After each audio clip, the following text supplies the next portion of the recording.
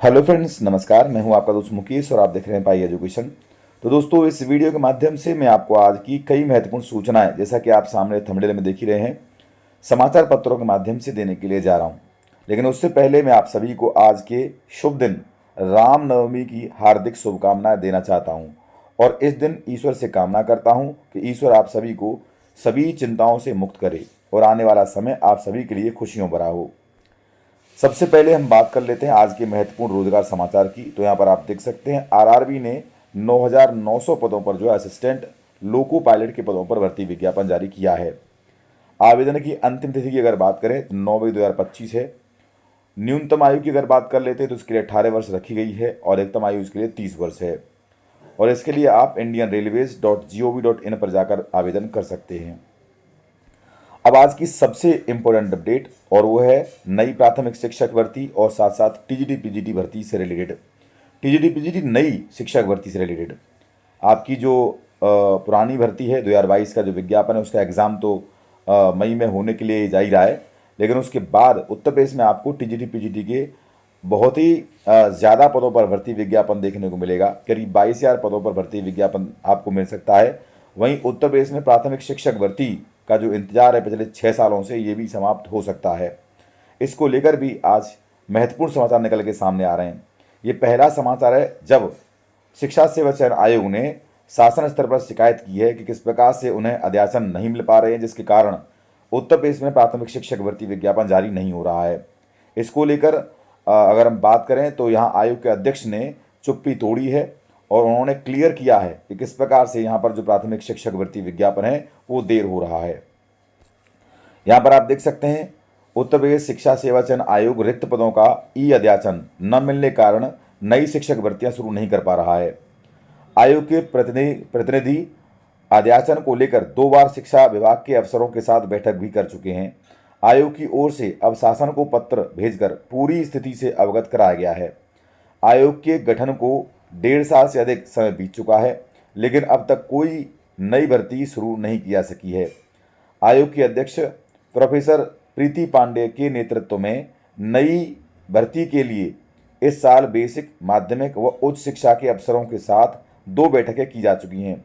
दोनों बार शिक्षा विभाग को रिक्त पदों का अध्याचन भेजने के लिए 1 सप्ताह का समय दिया गया था। बेसिक शिक्षा विभाग में सहायक अध्यापक के तकरीबन 50,000, अशासकीय माध्यमिक विद्यालयों में सहायक अध्यापक व प्रवक्ता के तकरीबन 22,000 और अशासकीय महाविद्यालयों में असिस्टेंट प्रोफेसर के लगभग 1,200 पद जो है रिक्त पड़े हैं। अगर आयोग को समय रहते इन पदों का अध्याचन मिल जाता तो अब तक ये भर्तियां शुरू हो गई होती। एक तरफ विभाग अध्याचन नहीं भेज रहे हैं, वहीं आयोग पर भर्तियां जल्द शुरू करने का दबाव बढ़ता जा रहा है। आयोग के सूत्रों का कहना है कि कई बार कहने के बावजूद अध्याचन न भेजने पर शासन को पत्र भेजकर संबंधित विभागों की शिकायतें की गई हैं। उधर शिक्षा निदेशालय के सूत्रों का कहना है कि इस बारे में शासन स्तर से पूछताछ की गई है कि रिक्त पदों का अध्याचन भेजने में देर क्यों हो रही है। सूत्रों का कहना है कि अध्याचन का प्रारूप तय न होने के कारण भर्ती अटकी हुई है।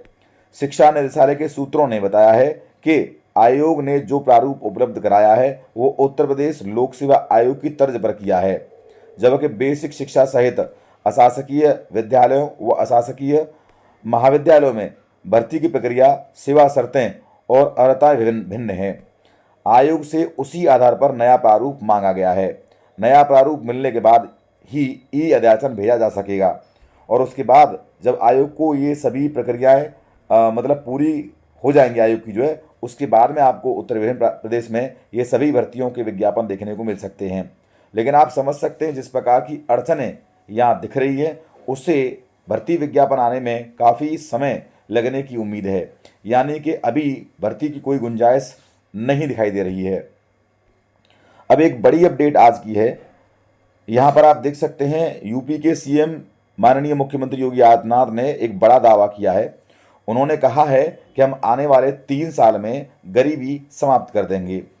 हालांकि अगर देखा जाए एक दृष्टि से ये बहुत बड़ी घोषणा है, लेकिन दूसरी दृष्टि से अगर देखा जाए तो बिल्कुल ही हम ये कह सकते हैं कि माननीय सीएम योगी आदित्यनाथ जी तो पहले ही कह चुके हैं कि उत्तर प्रदेश में बेरोजगारी की दर मात्र 3% रह गई है और ये अपडेट समाचार पत्रों के माध्यम से आपको मिल गई होगी।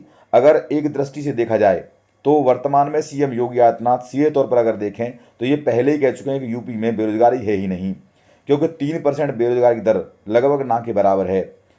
ऐसे ही किसी समाचार पत्र के माध्यम से आपको आने वाले समय में यही अपडेट प्राप्त हो जाएगी कि वो 3% जो बेरोजगारी की दर थी उसे आने वाले 3 सालों में सरकार के द्वारा समाप्त कर दिया गया है।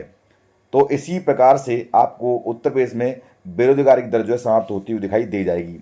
वहीं दूसरी ओर यहाँ पर आप देख सकते हैं, हालांकि हम इतना ज़रूर कहना चाहेंगे कि यूपी से बेरोजगारी की दर समाप्त करने के दृष्टिकोण से अगर सरकार कार्य कर रही है और युवा जिस प्रकार से पीड़ित हैं, कई सारे क्षेत्रों में बेरोजगारी जहां बढ़ी हुई है उस दृष्टि से अगर कार्य कर रहे हैं और अगर 3 सालों में ये बेरोजगारी समाप्त हो जाती है तो शायद इससे बड़ा कदम पूरे देश में किसी भी मुख्यमंत्री का नहीं होगा। अब यहाँ पर आप देख सकते हैं 15,000 करोड़ का निवेश और 60,000 को रोजगार। जी हाँ दोस्तों, एक और बड़ी उपलब्धि माननीय सीएम योगी आदित्यनाथ ने हासिल कर ली है। मुख्यमंत्री ने कहा है कि गोरखपुर इंफ्रास्ट्रक्चर डेवलपमेंट के साथ ही निवेश के बेहतरीन गंतव्य के रूप में उभरा है। 15,000 करोड़ रुपए के निवेश से 60,000 नौजवानों को रोजगार गोरखपुर में मिला है। यहाँ नए नए उद्योग लगे हैं, नए होटल खुले हैं, देश और दुनिया के उद्यमी यहाँ निवेश कर रहे हैं। अब बात करेंगे एक और महत्वपूर्ण अपडेट की, और वो है आपके असिस्टेंट प्रोफेसर भर्ती से रिलेटेड। तो यहाँ पर आप देख सकते हैं उत्तर प्रदेश शिक्षा सेवा चयन आयोग के माध्यम से एक और जो प्रेस विज्ञप्ति है वो जारी कर दी है, और अब यहाँ पर ठप्पा लगा दिया गया है कि असिस्टेंट प्रोफेसर की भर्ती किस डेट में होगी। ये तो आपको पहले से पता है, 16 और 17 अप्रैल के लिए ये जो डेट है वो निर्धारित पहले से हो चुकी है, लेकिन अब इसका समय भी निर्धारित कर दिया गया है। तो चलिए थोड़ा सा इसको हम पढ़ लेते हैं।